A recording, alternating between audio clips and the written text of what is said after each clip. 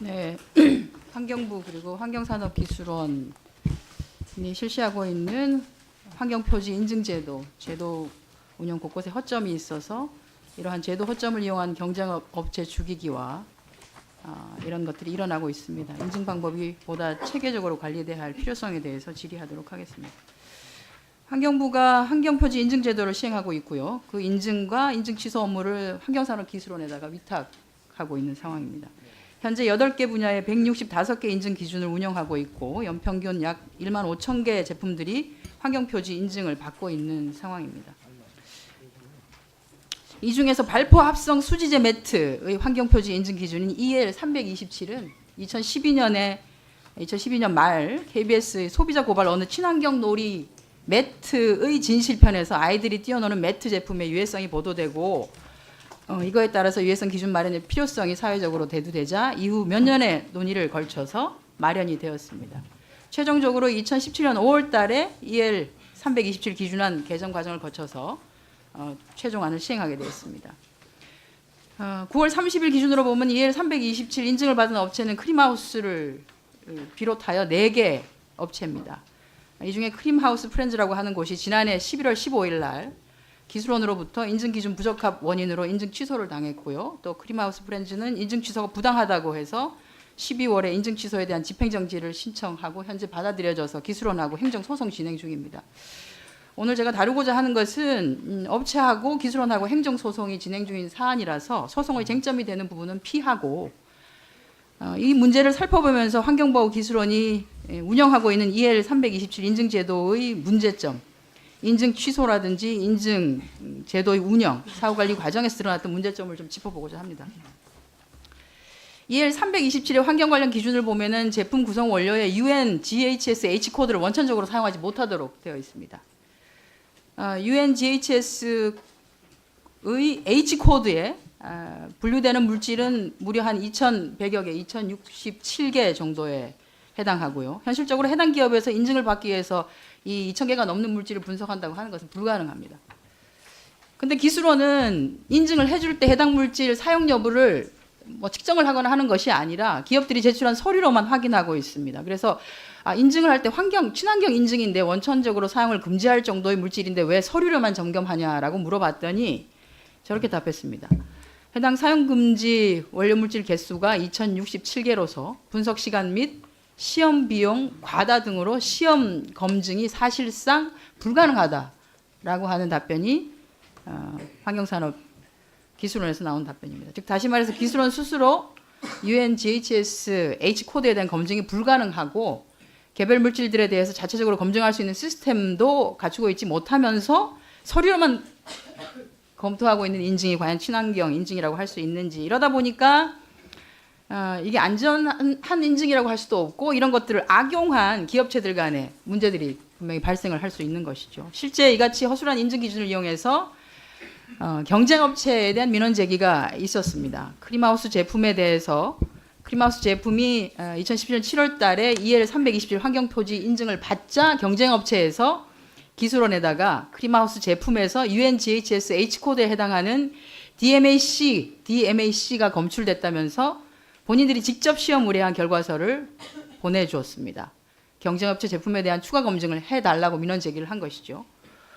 저게 이제 해당 업체가 기술원에 제기한 경쟁업체 A사의 문제점입니다. 2017년에 했고요. 환경마트 인증기준 통과했는데 우리가 어디다 의뢰해서 시험해봤더니 실제로 문제가 되는 물건이 금지 코드에 해당되는 뭔가가 나왔습니다. 그래서 이것을 참가하시어 추가 검증을 부탁드린다라고 하는 겁니다.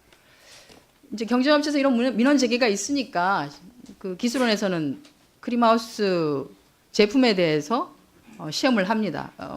기술원에서는 할 수가 없어서 이거 PT, 그러니까 섬유기술원에다가 가스 크로마토그래피에 따라서 시험 방법을 의뢰를 했습니다. 그랬더니 비의도적인 혼익기준 0.01%를 초과하는 양의 DMAC가 검출이 되어서 지난해 11월 달에 청문심의위원회 열고 환경표지 인증을 취소했습니다. 저렇게 나왔습니다. 157, 100이라고 해서. 근데 이제 크림하우스가 DMAC가 원료로 쓰인 것이 아니라 그 PU 원액을 생산하는 기계 세척 과정에서 일부 쓰였는데 그것이 아마 들어갔을 수 있다. 그러니까 시정 조치할 수 있는 사항임에도 인증 취소한 거 부당하다라고 해서 이제 소송이 진행된 것이죠. 문제는 이렇습니다. 다음 거 보여주세요. 시간이 없습니다. 일단 국립환경과학원의 답변에 따르면 아직 국내 시험법 중에서 제품에 함유된 DMAC를 검사하는 표준화된 시험 방법이 없어요. 없고 기술원도 지난해 말에 PT에 의뢰해서 올해 5월 달에야 측정 방법은 마련했습니다만 이거는 공인 인증된 방법은 아닙니다. 즉 다시 말해서 공인된 방법도 없는 상황에서 적합하지 않은 측정 방법으로 측정해서 인증을 취소한 거죠. 의원실에서 그러면 기술원 측에 물었습니다. EL 327에서 비의도적인 혼입 근거를 0.01%로 잡은 기준이 뭐냐라고 했더니 북유럽 친환경 인증 노르딕 스완 에코라벨 제도의 유사하게 적용했다. 좋습니다. 그래서 우리가 좀 찾아봤습니다.